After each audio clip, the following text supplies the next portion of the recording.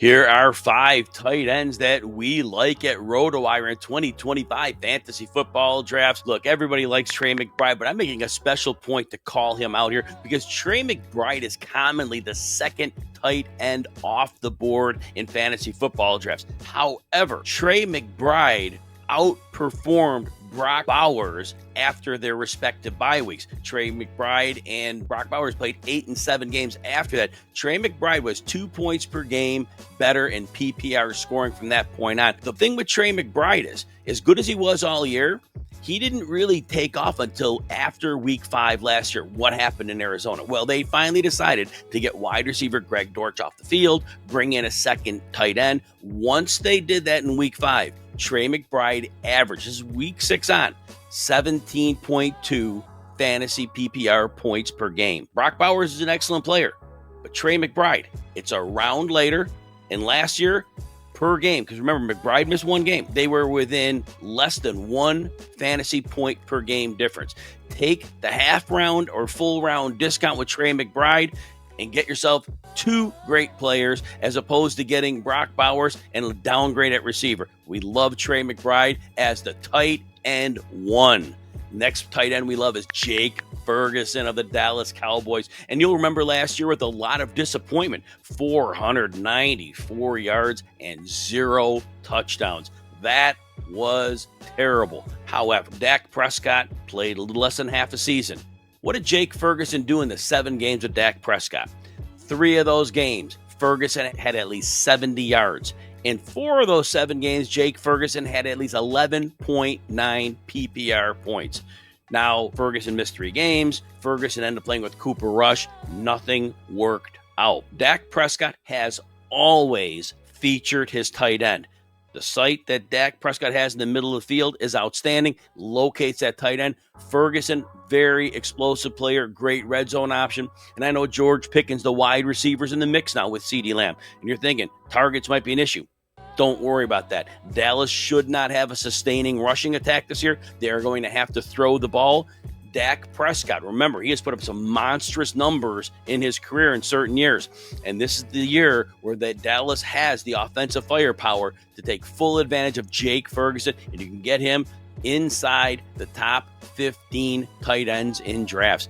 We also like Pat Freiermuth of the Pittsburgh Steelers. Freiermuth in average drafts goes is about the tight end 17, but he could get you tight end 1 value borderline at least this year, and here's why. It was Freiermuth's second best season last year, 653 yards, 65 catches, 7 touchdowns. It was a great season, but it wasn't as great as it could have been because Pat Freiermuth was misused until the Steelers bye week. After the bye, at least 9.9 PPR points in 7 of 9 games. That's some consistency there. Freiermuth averaged 12 PPR points in those 9 games.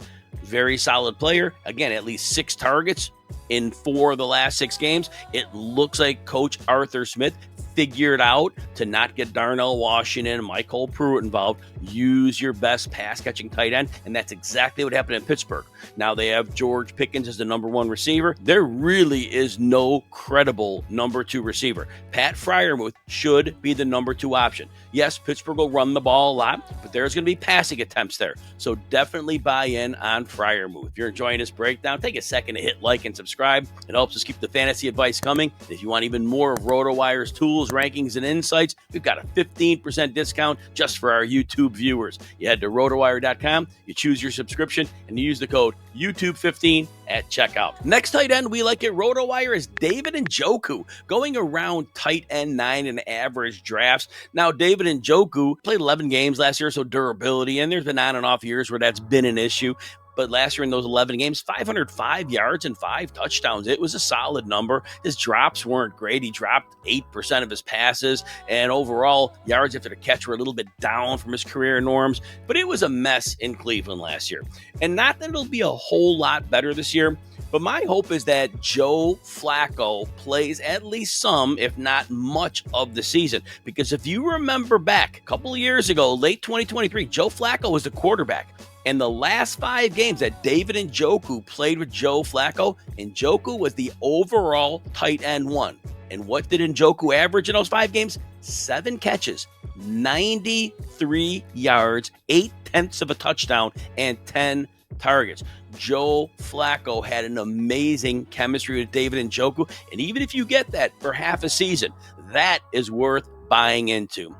The next tight end we like at RotoWire is Mason Taylor of the New York Jets. And Mason Taylor is drafted usually outside the top 24 tight ends. So if you're taking a dart throw super late, Mason Taylor could be your guy. Why? Second round draft pick of the Jets. But Mason Taylor projects to be a pure pass catcher.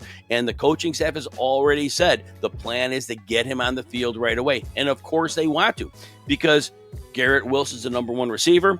After that, Josh Reynolds, not so much. Alan Lazard, please.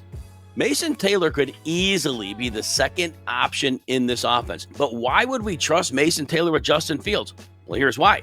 In 2023, Cole Kmet of the Chicago Bears, playing with Fields, had a career year. 73 catches, 719 yards, 6 touchdowns. We know the field vision for Justin Fields was very good in the middle of the field. And that's where Mason Taylor plays. And again, as possibly the de facto number 2 pass catcher, we love Mason Taylor to outperform significantly that ADP.